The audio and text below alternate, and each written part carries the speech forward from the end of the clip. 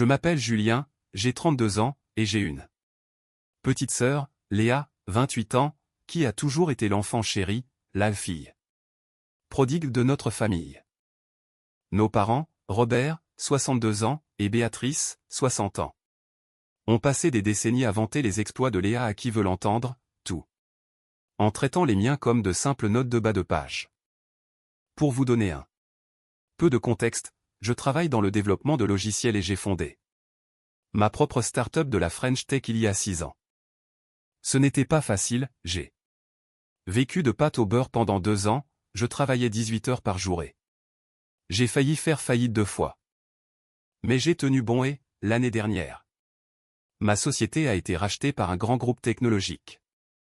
Ce rachat m'a permis d'acheter l'appartement de mes rêves, un immense duplex dans le Marais, avec des baies vitrées allant du sol au plafond et une vue imprenable sur les toits de Paris. Léa, quant à elle, est chef de projet marketing dans une grande maison de cosmétiques de luxe. Elle est douée dans ce qu'elle fait, je lui accorde, mais elle agit comme si elle dirigeait une multinationale du CAC 40. Chaque dîner de famille se transforme en une sorte de conférence magistrale sur sa dernière campagne Instagram révolutionnaire ou sur la façon dont elle a transformé l'image numérique de la marque. Nos parents boivent ses paroles, hochant la tête comme si elle était en train de découvrir un remède contre une maladie incurable. Le problème a commencé il y a 3 mois, quand Léa est venue voir mon duplex pour la première fois. J'y vivais depuis environ 8 mois et je venais enfin de terminer la décoration exactement comme je le souhaitais.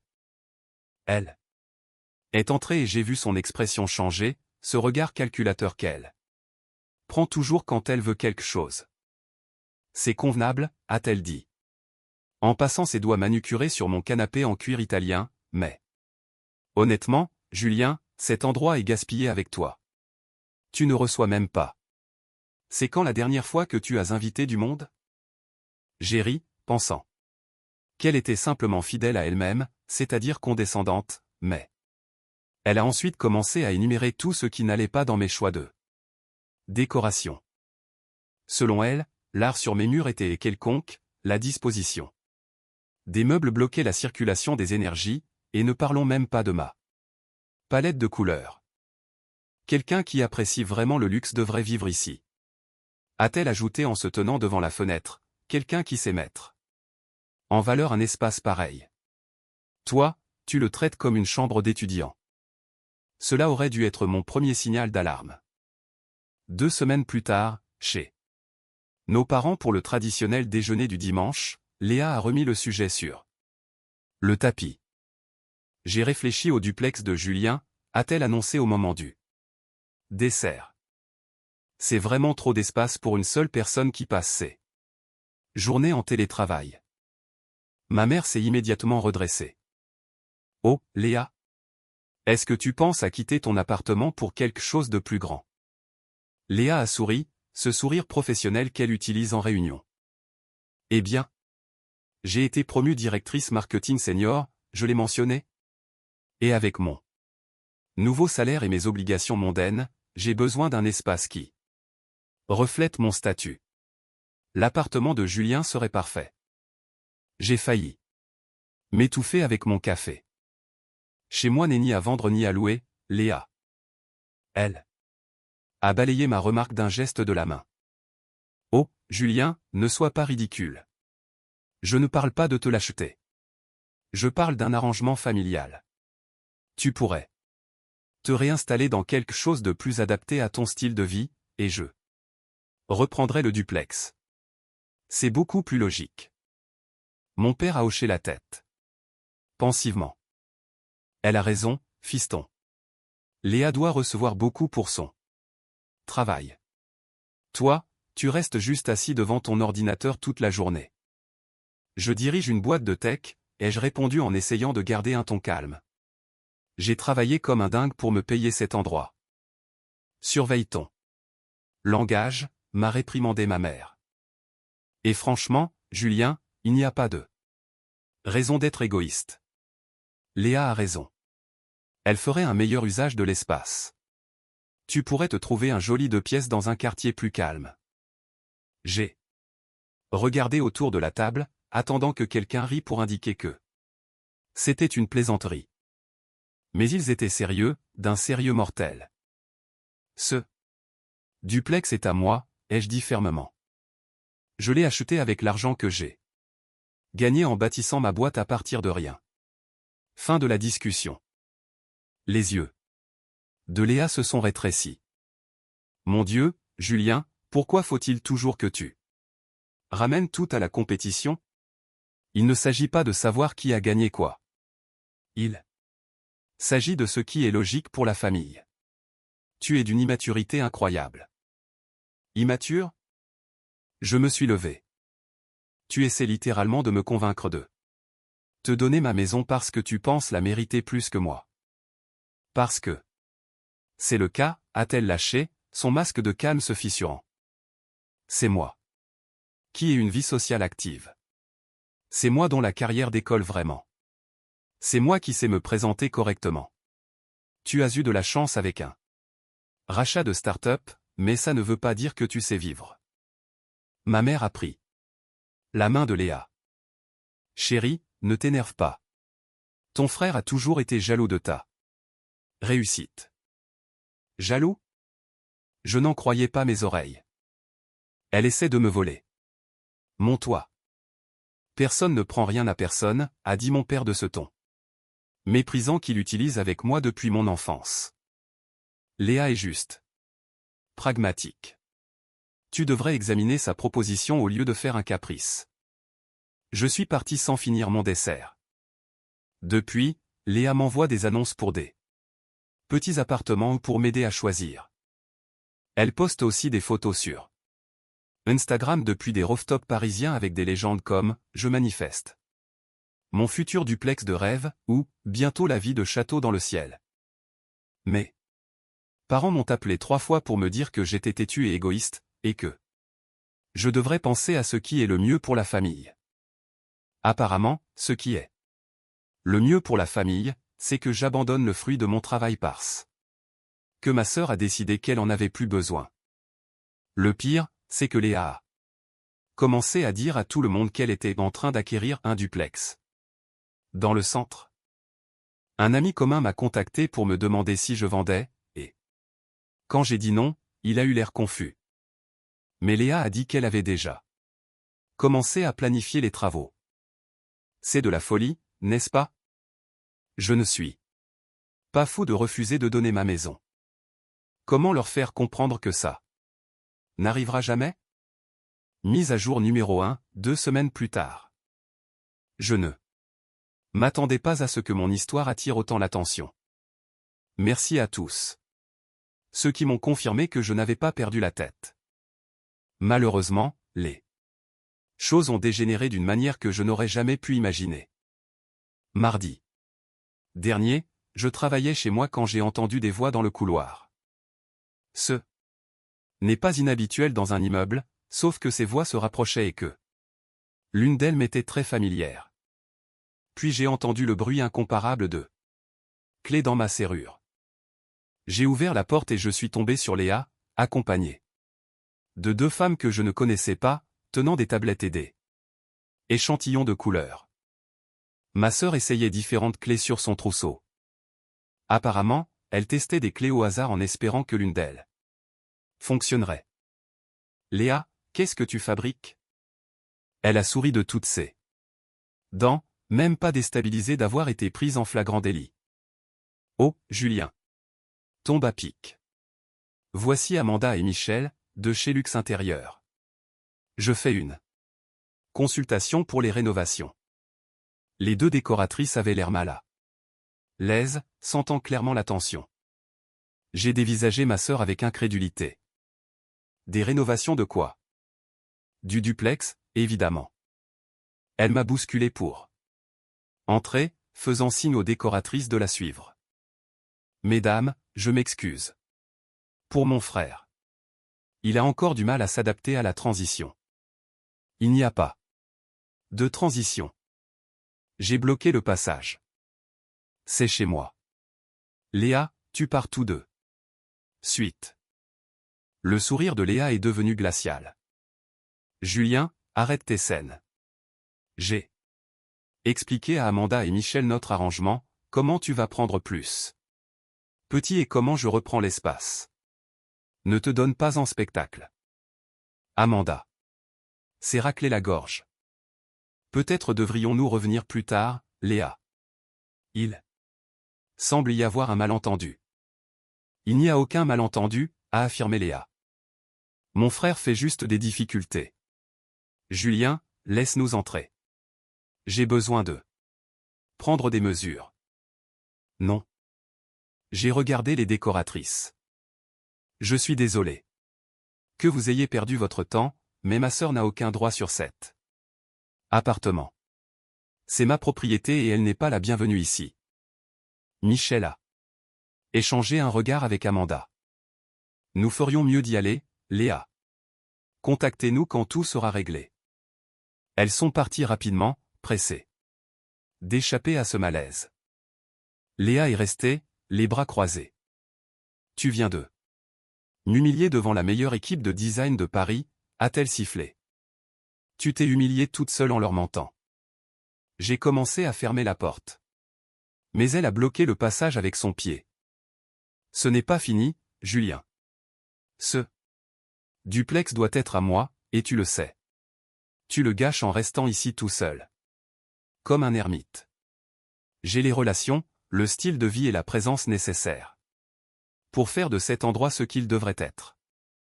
Sors de mon immeuble avant que j'appelle la sécurité. Elle est partie, mais pas avant de me dire que je regretterais d'avoir choisi mon orgueil au détriment de ma famille. Le soir même, j'ai reçu un appel de ma mère. Elle était en larmes, me disant à quel point j'avais dévasté Léa en l'humiliant publiquement. Selon la version qu'elle a donnée à nos parents, je l'avais invitée pour discuter de la transition. Puis je lui avais tendu un piège devant les décoratrices pour la faire passer pour une idiote. Elle essayait de forcer ma serrure, ai-je protesté. Ne sois pas dramatique, Julien. Elle s'est probablement trompée d'horaire. Tu sais à quel point elle est occupée avec sa promotion. Elle gère tellement de choses. Et toi tu rends tout plus difficile. Le gaslighting était total. J'ai essayé d'expliquer la vérité, mais ma mère m'interrompait sans cesse, Léa ne mentirait jamais, et toi tu as toujours été jaloux de son succès. Le lendemain, mon père m'a appelé avec une proposition, Léa me pardonnerait mon comportement si j'acceptais qu'elle co-organise des événements dans mon duplex. En lui donnant un double des clés pour qu'elle puisse aller et venir selon ses besoins professionnels. Absolument pas, ai-je répondu. Sois raisonnable. Fiston. Elle ne demande pas grand-chose, juste de pouvoir utiliser l'espace. Occasionnellement pour son réseau. Ça te profiterait aussi, Léa connaît des gens importants. Papa, elle a ramené des décoratrices pour refaire mon appart. Sans ma permission. Elle est délirante. C'est un mot bien dur pour ta sœur. Elle est ambitieuse, pas délirante. Si tu avais un peu plus d'ambition toi-même, tu comprendrais peut-être. Je lui ai raccroché au nez, mais Léa n'en avait pas fini. Ce week-end-là, elle s'est pointée à nouveau, cette fois avec nos parents. Et son petit ami, Michael, un gars de la finance qui vient d'un milieu friqué. Qui se comporte comme tel. Il portait des sacs de grandes boutiques de décoration. Nous sommes là pour la pendaison de crémaillère, a annoncé Léa. Bruyamment dans le couloir pour que tous mes voisins entendent. Quelle pendaison de crémaillère, ai-je demandé à travers la porte, refusant d'ouvrir. Ne sois pas impoli, Julien, a crié ma mère. Nous avons apporté des cadeaux pour le nouvel appartement de Léa. Laisse-nous entrer. Ce n'est pas l'appartement de Léa. Ce ne sera jamais l'appartement de Léa. Partez. Michael a ri. Allez mec, Léa m'a dit que tu étais d'accord. Ne rends pas ça bizarre. Il n'y a aucun accord. Je criais presque maintenant. Léa ment à tout le monde. Ma voisine, Madame Lefebvre, a passé la tête par sa porte. Tout va bien? Léa a immédiatement activé son charme. Je suis désolé pour le dérangement. Je suis Léa, la sœur de Julien. On a juste un petit malentendu familial sur le déménagement. Vous savez comme c'est stressant de changer de logement. Madame Lefebvre a eu l'air confuse mais a hoché poliment la tête avant de rentrer chez elle. Léa venait de planter la graine dans l'esprit de ma voisine, elle allait emménager ici. Partez maintenant ou j'appelle la police. Ai-je dit. La voix de mon père est devenue glaciale. Julien, si tu appelles la police contre ta propre famille, tu ne feras plus partie de cette famille. Ils sont partis, mais le mal était fait.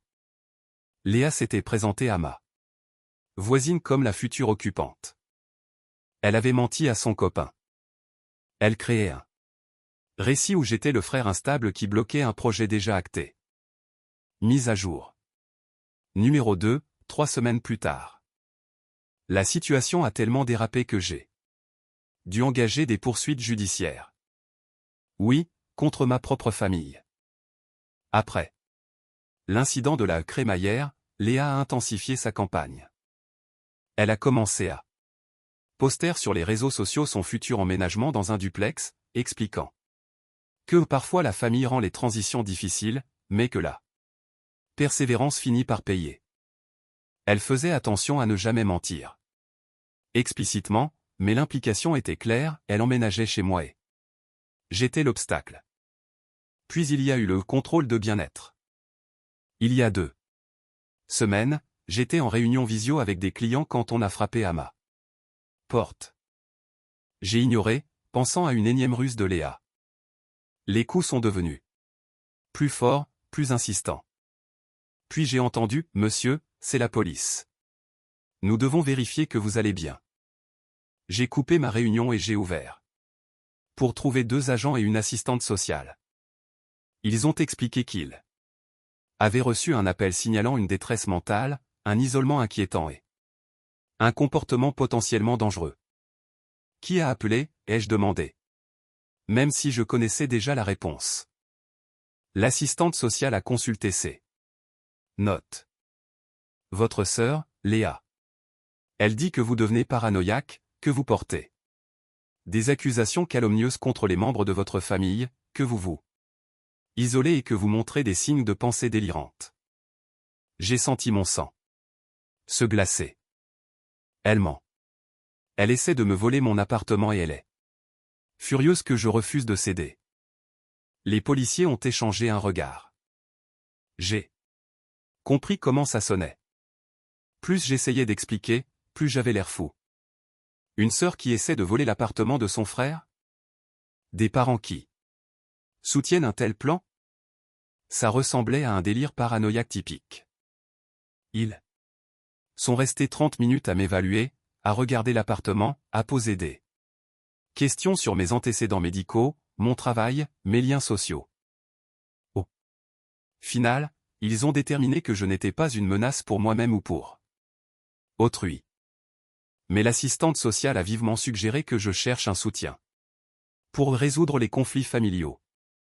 Après leur départ, je tremblais de rage. Léa avait essayé de me faire interner ou de me faire déclarer incapable.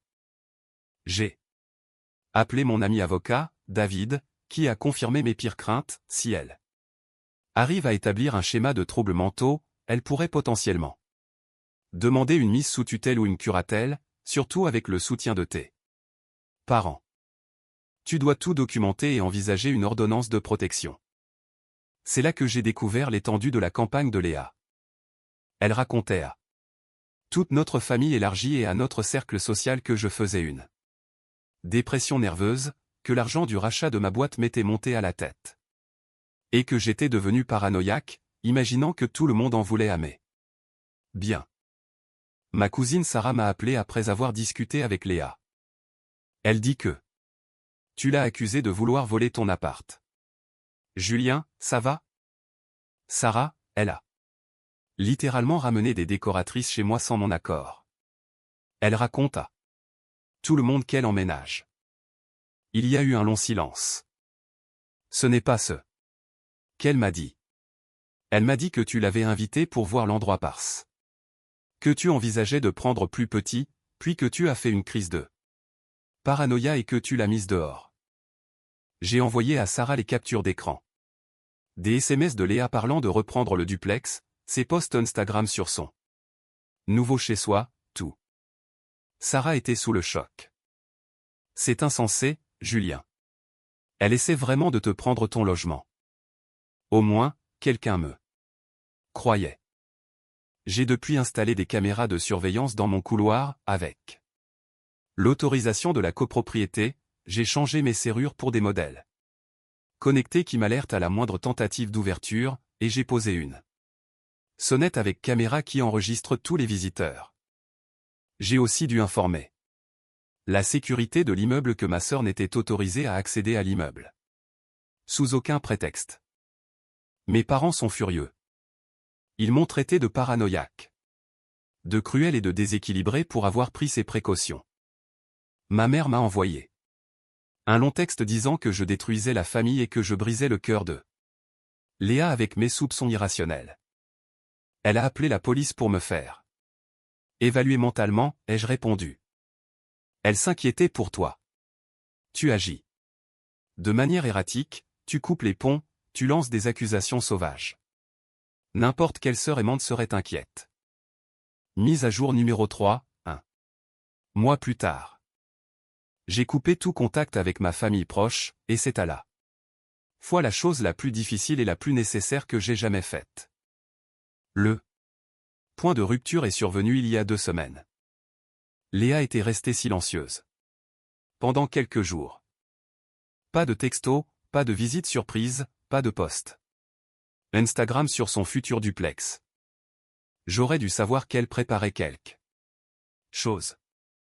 J'ai reçu un appel du syndic de mon immeuble me demandant de descendre immédiatement. Il y avait une situation urgente. À mon arrivée, j'ai trouvé Léa dans le bureau du gestionnaire avec un homme en costume qui s'est présenté comme son avocat, ainsi que mes parents. Léa avait présenté à la gestion de l'immeuble un document prétendant qu'elle avait un intérêt équitable dans mon duplex en raison d'un montage de fiducie familiale. Le document était totalement falsifié. Mais il avait l'air assez officiel pour que le syndic le prenne au sérieux. C'est une fraude, ai-je dit immédiatement. Ce document est un faux. Il nie. A pas de fiducie familiale. J'ai acheté ce duplex seul avec mon argent. L'avocat de Léa, parce qu'elle en avait vraiment engagé un, a pris la parole. D'un ton mielleux. La position de ma cliente est qu'il y a eu un accord verbal concernant cette propriété, dont monsieur et madame Robert et Béatrice sont témoins, stipulant que le duplex serait transféré à Léa dans le cadre d'un arrangement familial. Mes parents ont hoché la tête en chœur. Mes propres parents étaient prêts à mentir sous serment pour voler ma maison au profit de ma sœur. C'est de la folie, ai-je dit. J'ai l'acte de vente. Mon nom seul est partout. Les contrats verbaux concernant l'immobilier peuvent être contraignants dans certaines circonstances, a continué l'avocat. Nous sommes prêts à porter l'affaire devant les tribunaux si nécessaire. Le gestionnaire de l'immeuble avait l'air mal à l'aise. Monsieur Julien, vous devriez peut-être prendre un avocat. En attendant que ce soit résolu, nous maintenons les droits d'accès actuels. Vous seul êtes autorisé à entrer dans l'unité. Le visage de Léa s'est décomposé. Elle s'attendait clairement à ce que l'immeuble lui donne un accès immédiat sur la base de ce mensonge. J'ai regardé mes parents. Vous faites vraiment ça? Vous l'aidez vraiment à essayer de me dépouiller? Les yeux de ma mère étaient froids. Nous aidons notre fille à réclamer ce qui lui a été promis. Tu as toujours été égoïste, Julien, mais là, c'est inacceptable. Qu'est-ce qui a été promis? Quand lui ai-je promis mon duplex? Quand tu l'as acheté, a dit mon père. Tu as dit que c'était un investissement familial. Je n'ai jamais dit ça. J'ai dit que j'étais fier de pouvoir me le payer après avoir grandi dans cette famille, sous-entendu. Malgré le fait que vous n'ayez jamais cru en moi. Léa a eu un petit sourire. Narquois. Ce n'est pas comme ça que nous nous en souvenons. Je suis sorti et j'ai appelé David immédiatement. Il m'a recommandé un avocat spécialisé en litiges immobiliers familiaux. En moins de 48 heures, j'ai fait envoyer une mise en demeure à Léa, précisant que toute nouvelle tentative de revendiquer ma propriété entraînerait des poursuites pour fraude et harcèlement. Léa a réagi en mode nucléaire sur les réseaux sociaux. Elle a posté une longue vidéo en larmes expliquant comment son frère souffrant de troubles mentaux attaquait sa propre famille et montrait des délires paranoïaques. Elle affirmait que je lui avais promis le duplex quand j'étais dans un meilleur état d'esprit et que je reniais ma parole à cause de ma santé mentale déclinante. Les commentaires étaient partagés. Certains proches m'ont contacté, inquiets. D'autres, surtout le cercle de Léa, l'ont inondé de sympathie et m'ont traité de monstre. Quelqu'un a même suggéré d'ouvrir une cagnotte en ligne pour ses frais de justice afin qu'elle récupère ce qui lui revient de droit. Mes parents ont fait le tour de la famille élargie pour me dépeindre comme instable et cruel. Ils racontaient à tout le monde que j'avais changé depuis que j'avais de l'argent, que j'étais devenu méchant et que je coupais les ponts avec la famille qui m'avait tant soutenu.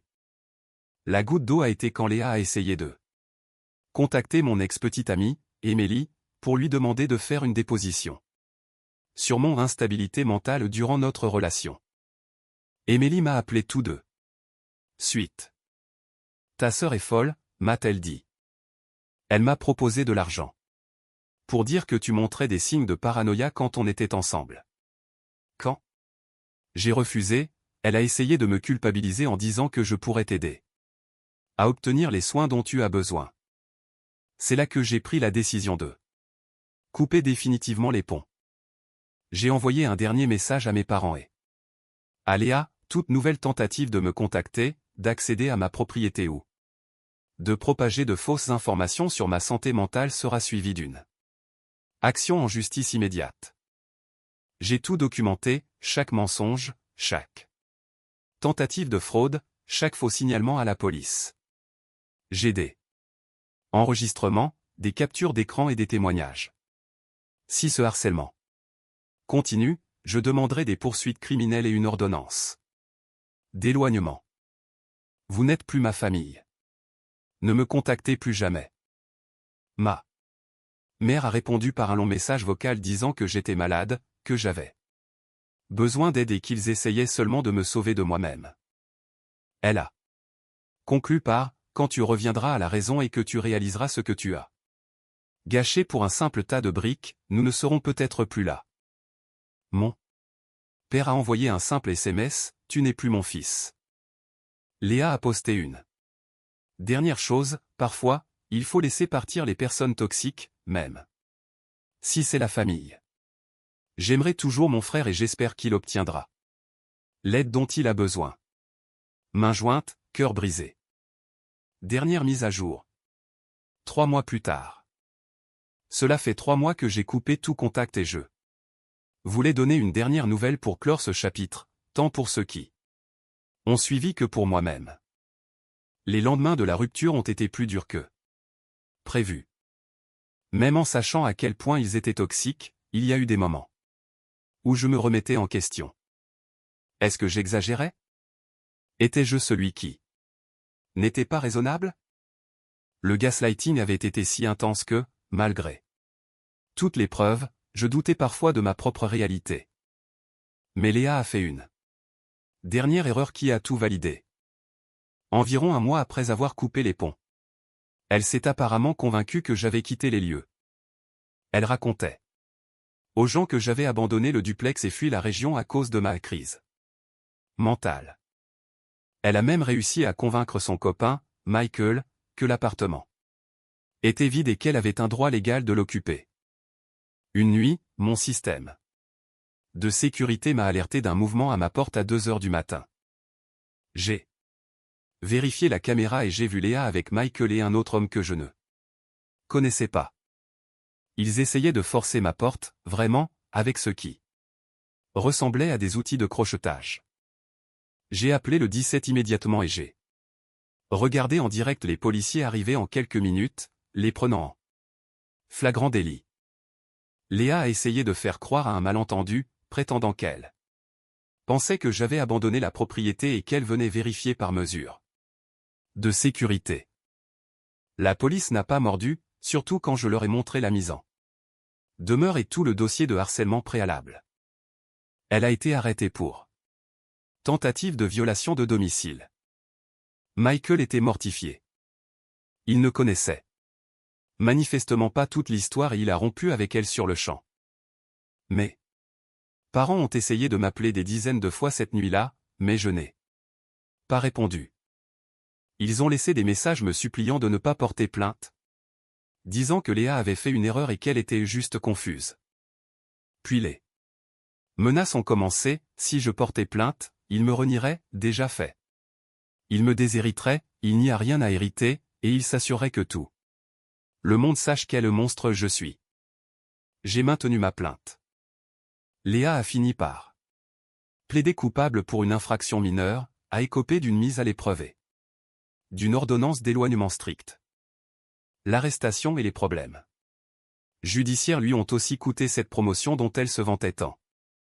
Il s'avère que les entreprises de luxe n'aiment pas beaucoup que leur directrice marketing soit arrêtée pour tentative de cambriolage. L'explosion familiale a été totale. Les parents, cousins et oncles ont pris parti. La plupart ont d'abord soutenu mes parents, mais au fur et à mesure que la vérité éclatait, notamment le rapport de police et les vidéos de surveillance que j'ai partagées avec quelques membres choisis, les avis ont changé. Ma cousine Sarah est devenue ma plus fervente défenseuse, partageant les preuves que je lui avais envoyées des mois plus tôt. Ma tante, la sœur de ma mère, m'a contacté après avoir tout vu. Je me suis toujours demandé pourquoi Léa était l'enfant prodige alors que c'est toi qui n'as jamais rien demandé et qui as réussi par toi-même. Maintenant, je sais, il est plus facile d'aimer l'enfant qui vous dit ce que vous voulez entendre que celui qui vous montre qui vous êtes vraiment. Quant à mes parents, ils n'ont pas bougé d'un iota. Ils racontent à qui veut l'entendre que je leur ai tendu un piège, que j'ai manipulé la situation pour salir Léa. Ils prétendent que son arrestation est de ma faute, que je l'ai poussé au désespoir en lui volant ce qui lui était promis. Mais voilà, je m'en fiche. Mon duplex est paisible maintenant. J'ai un peu refait la déco, pas parce que Léa avait raison sur mon style, mais parce que je voulais me réapproprier totalement l'espace. Chaque pièce qu'elle a critiquée, je l'ai rendue encore plus personnelle. J'ai acheté de l'art que j'aime, des meubles confortables, plutôt qu'impressionnants. Et oui, j'ai gardé ma palette de couleurs. Quelconque. Je suis une thérapie pour gérer les années de manipulation et de favoritisme que j'ai subis. Mon thérapeute m'a aidé à comprendre que le sentiment de supériorité de Léa et la complicité de mes parents n'étaient pas de ma faute ni de ma responsabilité. La dynamique enfant-roi bouc émissaire était en place bien avant l'histoire du duplex. Cet appartement a juste été le catalyseur qui a rendu la situation indéniable. Je me suis construit une famille de cœur, des amis qui me soutiennent et célèbrent mes succès. Mon entreprise prospère. Il s'avère qu'éliminer le stress toxique de sa vie fait des merveilles pour la productivité et la créativité. Je sors même avec quelqu'un de nouveau. Lucie, qui connaît toute l'histoire et plaisante sur le fait d'installer des douves autour du duplex. Parfois, je reçois des messages de singes volants. Ses parents éloignés ou amis de la famille qui tentent de me culpabiliser pour que je me réconcilie. La vie est trop courte, disent-ils, la famille reste. La famille. Mais il n'était pas là quand ma famille essayait de me voler ma maison, de me faire passer pour fou et de forcer ma serrure à 2 heures du matin. Léa poste encore parfois sur son duplex de rêve, même si elle a dû déménager dans un studio plus modeste après avoir perdu son poste. Mes parents continuent de financer son train de vie, persuadés qu'elle est la victime de ma cruauté. Ils ont 60 ans passés et dépensent leur retraite pour entretenir une femme de 28 ans qui croit que le monde entier lui est redevable. Est-ce que j'ai des regrets? Non. Je regrette que les choses en soient arrivées là, mais je ne regrette pas de m'être protégé, d'avoir protégé mon foyer et ma santé mentale. J'ai travaillé dur pour ce que j'ai, pas seulement pour l'appartement, mais pour ma paix intérieure. Personne, pas même la famille, surtout pas la famille, n'a le droit de vous enlever ça. Pour ceux qui vivent des situations similaires, documentez tout.